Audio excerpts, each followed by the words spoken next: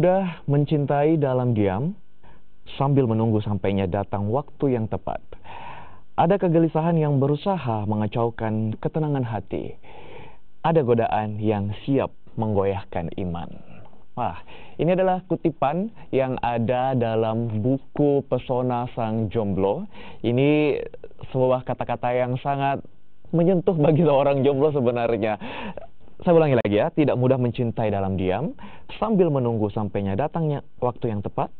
Ada kegelisahan yang berusaha mengacaukan ketenangan hati.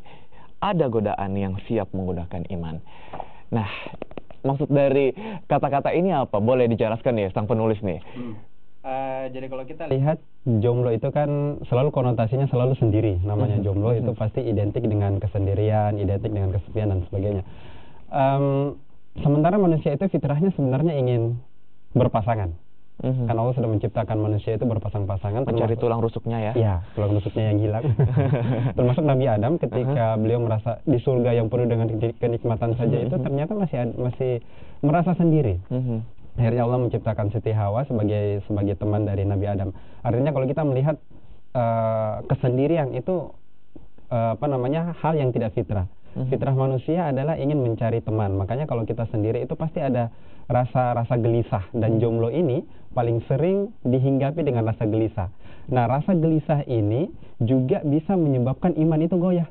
Makanya kan banyak para jomblo yang akhirnya melampiaskan kejombloannya itu pada hal-hal yang negatif. Karena sudah tidak tahan sendiri, sudah tidak tahan kesepian, akhirnya dilampiaskanlah kepada hal-hal yang negatif. Karena itu saya bilang di situ, kejombloan itu bahkan bisa sampai menggoyahkan iman. Apalagi kalau misalnya ada rangsangan-rangsangan dari luar, ada hal-hal yang indah-indah dari luar. Namanya iman itu lama-lama akan goyah. Iman kita bukan iman Nabi yang kuat sekali. Iman kita ya iman manusia biasa yang kalau dapat godaan-godaan terus ya lama-lama akan bisa jadi rubuh juga. Goyah juga gitu ya. Juga, waduh, luar biasa. Nah, ini kan seperti yang diceritakan tadi, iman ini bisa goyah sampai berdampak pada hal-hal negatif. Nah, beberapa waktu lalu di media sosial, dunia pemberitaan juga di TV-TV ramai diberitakan bahwa ada orang yang tega membunuh tetangganya seperti itu hanya karena dia tersinggung tentang status kejombloannya.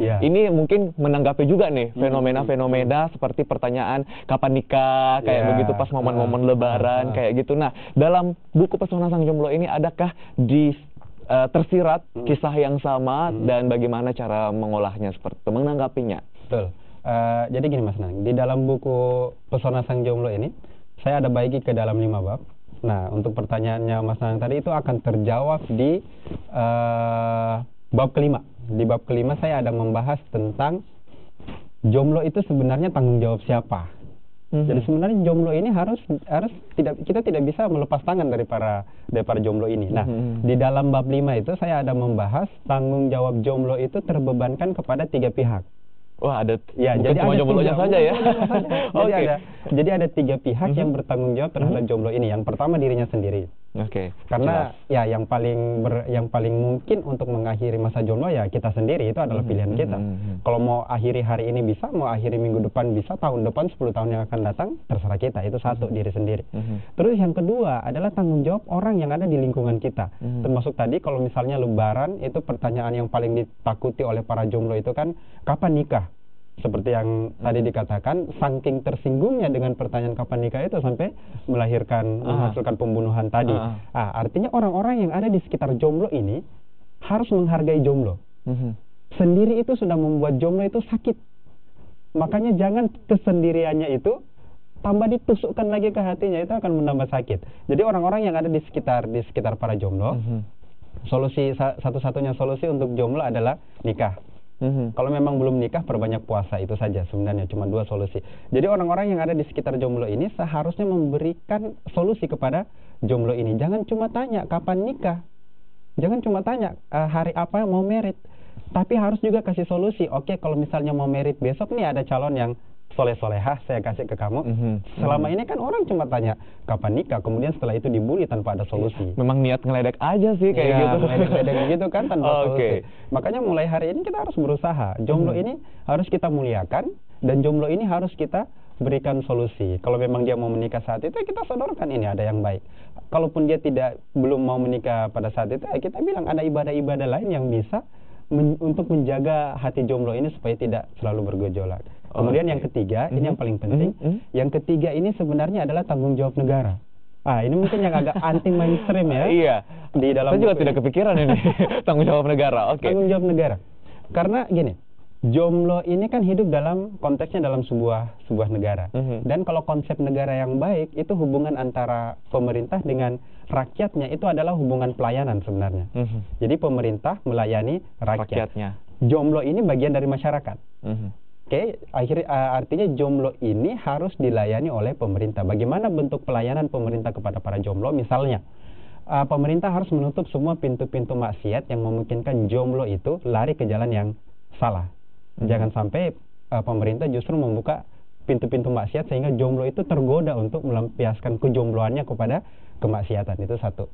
Terus yang kedua, jomblo itu tanggung jawab pemerintah itu harus mempermudah hal-hal yang bisa mengakhiri masa kejombloannya. Misalnya di dalam buku ini di bagian paling terakhir saya ada memuat sekitar 13 atau 14 poin. Ternyata pernah ada satu sistem negara yang memang memuliakan jomblo itu. Jadi jomblo itu saya ceritakan di situ, ini kenyataan terjadi. Jomblo itu untuk mau nikah dijamin kemudahan untuk nikah, biaya nikahnya gratis.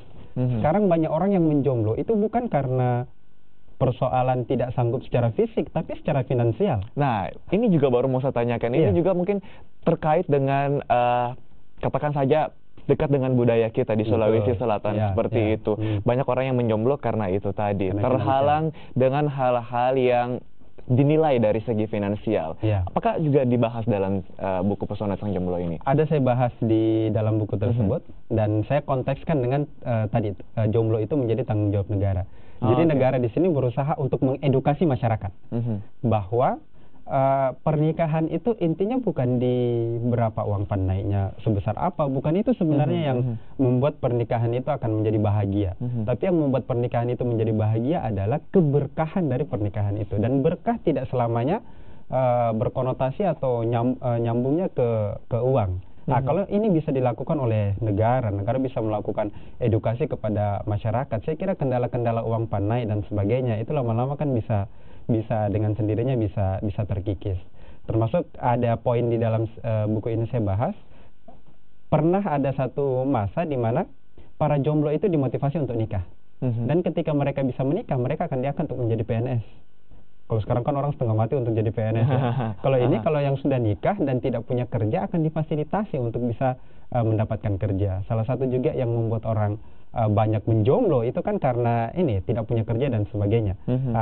Di sini sebenarnya konteks negara bisa bertanggung jawab kepada jomblo dengan memudahkan akses untuk mendapatkan kerja untuk para jomblo tadi. Itu tanggung jawab negara. Waduh, luar biasa. Ini keren ya buku dari Pesona Sang Jomblo ini sampai dibahas loh bagaimana negara disarankan untuk juga bisa bertanggung jawab terhadap para jomblo. Suatu hal yang mungkin tidak pernah kita pikirkan sama sekali, tapi ini masuk akal. Luar biasa. Kita akan lanjutkan lagi perbincangan kita mengenai buku Pesona Sang Jomblo ini setelah jeda. Tetaplah bersama kami di Sapa Sulsel.